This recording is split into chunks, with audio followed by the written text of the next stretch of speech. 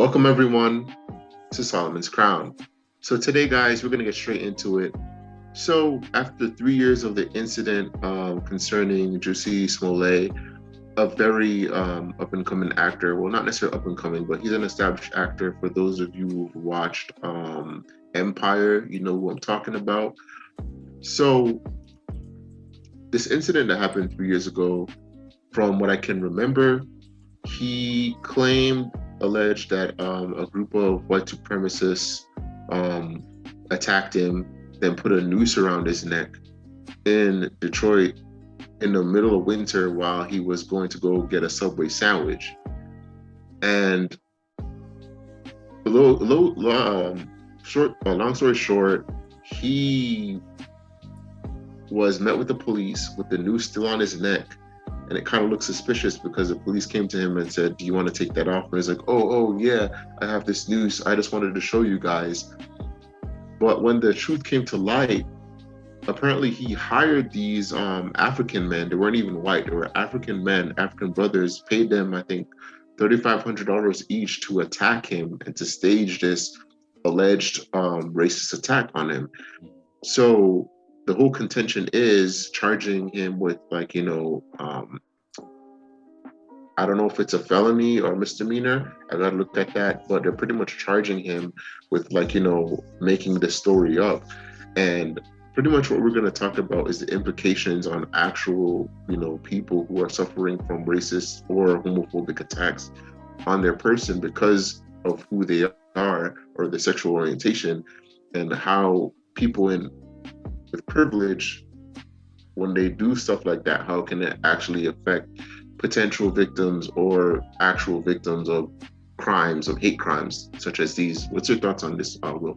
I mean, we've seen this firsthand multiple times with false accusations, and how even when the person is found that they are making these false allegations, that they've already essentially ruined somebody's life. And at that point, I mean, the damage has been done, as some would say. So it's like I wouldn't say it's a huge problem, but I do think that it is a problem. There was another article that I was reading up on where a woman accused a man of rape, and then she, like 5-10 years later, she was like, "Yeah, he didn't rape me," and they actually started filing charges against her because this has maybe not always been the case in the past. I mean, we've seen it with people who've been rape victims or like hate crimes and things like that. They kind of just get tried and everybody's like, "Oh, you're the worst person in the world." There's no real background checks on the victims and things like that. And it just kind of goes into, the system as another case. And I think now that people's lives have been ruined, they're starting to really be like, "Yo, this isn't acceptable for false allegations to be put on people, because you're ruining people's lives based off of a small situation. But not only are you ruining this person's life, you're also making it harder for other victims to come forward and really get the justice that they need in these situations." So it's like, I mean, I remember hearing about it. I didn't follow it too much because I was just kind of like, "Yo, it's an actor. Like, he's just trying to gain clout." And that's a big thing too, is where people are kind of down and out and they're just like, "Oh, I need something to like gain me some clout," because they're not as big as they think they are. And truthfully, after whatever show he was doing, what you said, it was Power, or I know it was Empire. Yeah. So Empire, he probably just wasn't getting any hype. And he was like, "Yo, how do I make this happen?" Like, he's probably taking advantage of a certain situation. And he thought that he would be probably like a savior. Yeah, he probably baked up a white knight, as they would say, or something. Yeah. Like that. And it's such a difficult situation to deal with, because you have these victims who are actually going through these situations and they're not getting the attention and the details that they need to make their cases stick and make their cases actually mean something. Because now when you have stories like this and you essentially have all these false allegations, it's kind of just like, and whatever, man. Like, and we don't need to be doing that with these serious crimes as far as rape, hate crimes. And I mean, we did the Arbery case where it was just like one of those situations. Like, what if that would have been one of these situations where like the mother's just like crying wolf and she's not getting the justice that she needs? And the thing is, like, for a while she wasn't getting the justice that she needed because She wasn't. people were just looking at it as like, oh, this just kind of happens. Like, it's just one of those situations. And that was like a big thing maybe like 5-10 years ago, where it's like, oh, like women getting raped at college parties and things like that, where it's just like, well, it's a college party, like kind of like things just kind of happen, and it's never supposed to be that. So what do you think? But so I definitely agree with that, but I kind of see it from a bigger angle too, because right now, politically, social politically, this is, I think, in my 30 plus years of life, like I've never seen America so divided, whether it comes down to race or political affiliation. So a lot of the contention that conservatives have against like BLM, just general liberalism in general, is that, minority groups complain too much about social justice, or a lot of you know minority groups like LGBTQ, what have you, are crying wolf, or they're making a mountain out of an anthill when it comes down to social issues. And for him to do that, for what I'm assuming, I agree with you, is clout. It just like destroys any type of progress that you know the black people, we've been fighting for hundreds of years, since the inception of coming to this side of the world, have been fighting for equal rights and justice under the law. And then when it comes on to the LGBT groups trying to get rights too, who actually are desperately needed, or they're trying to fight for actual rights. And it's like he does this, it's like he's playing games with people's like lives and rights and progress for actual social justice, for actual equality in certain situations. And it's just despicable. And from what I heard, like he's about to get like roasted, like get the book thrown at him for doing that stuff. And it's just crazy what people will do for clout, So And that's so just my you're thoughts catching on me it. up on the case. So what exactly happened that is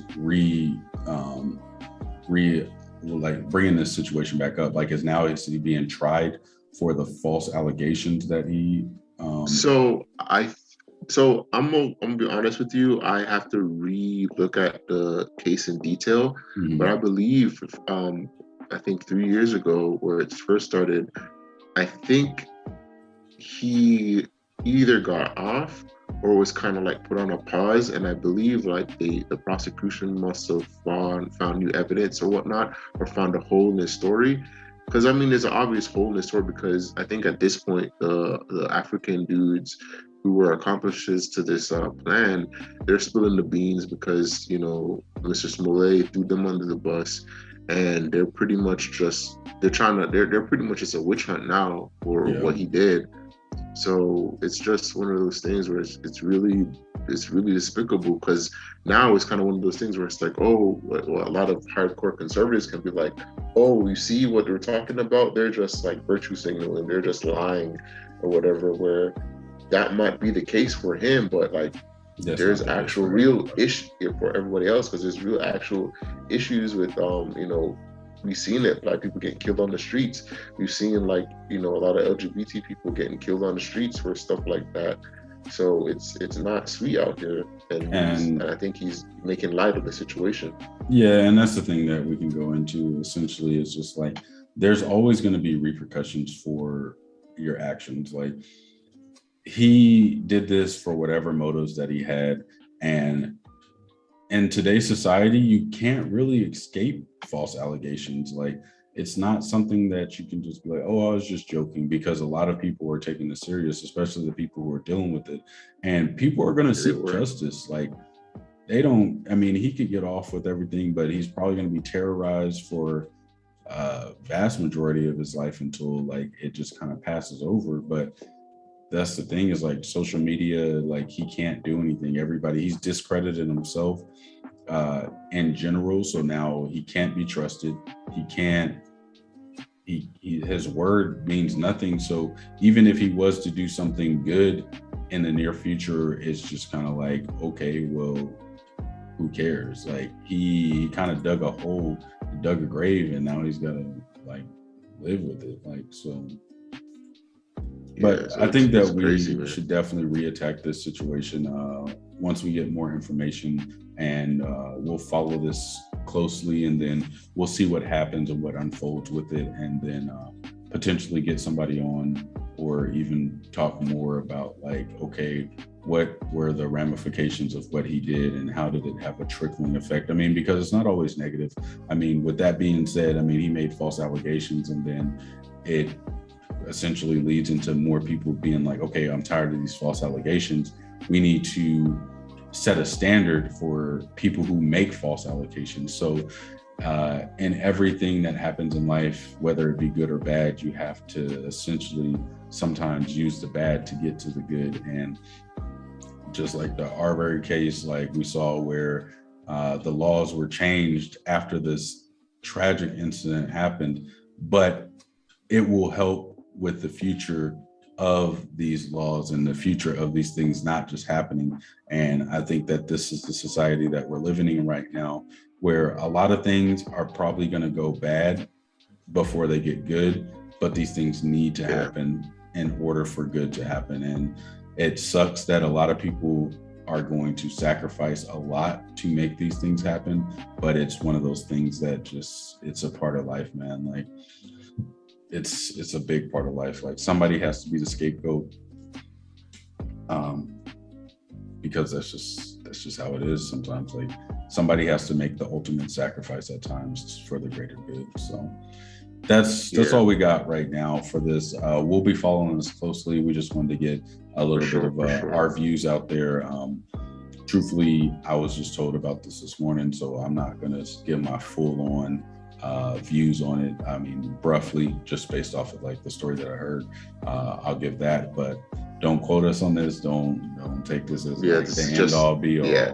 But we are definitely going to dig more into it, and that's what we are committed to doing, is kind of getting the truth out there and analyzing these situations and bringing to light the evils in the world, as they would say.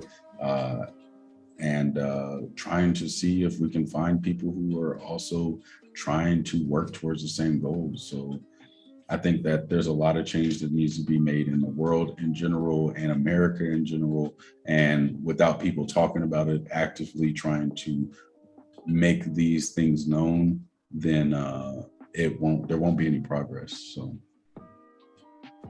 until next time. Totally agree. Until next time, guys. Catch y'all later.